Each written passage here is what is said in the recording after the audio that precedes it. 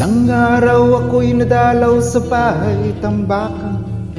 15 mag-anak ang dooy nagsiksikan, nagtitiis sa munting barong-barong na sira-sira.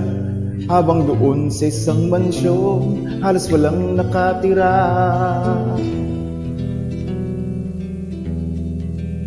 Sa init ng tabla't karton, sila dooy nakakulong sa lilim ng yerong kalawan at mga sirang gulong. Pinagtagpi-tagping basurang pinatungan ng bato. Hindi ko maintindihan bakit ang tawag sa ganito ay bahay.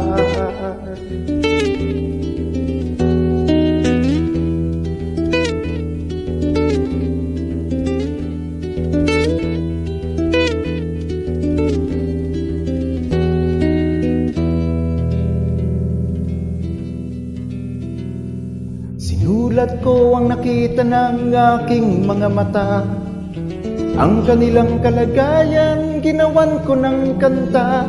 Iginuhit at isinalarawan ng naramdaman, at sinangguni ko sa mga taong marami ang alam.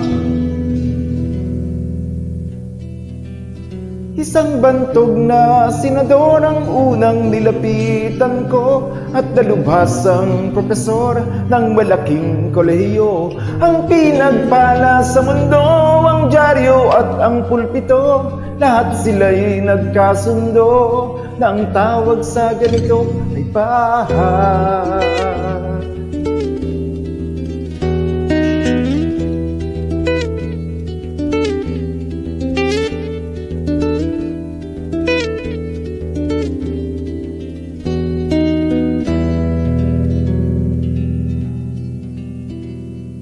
Kapot magdamag silang kakayod kakahig, pagtakay tutukang nakaupo lang sa sahig. Sa papag na gutay-gutay ay pipiliting himlay, di hamak na mainam pa ang pahingahan ng mga patay.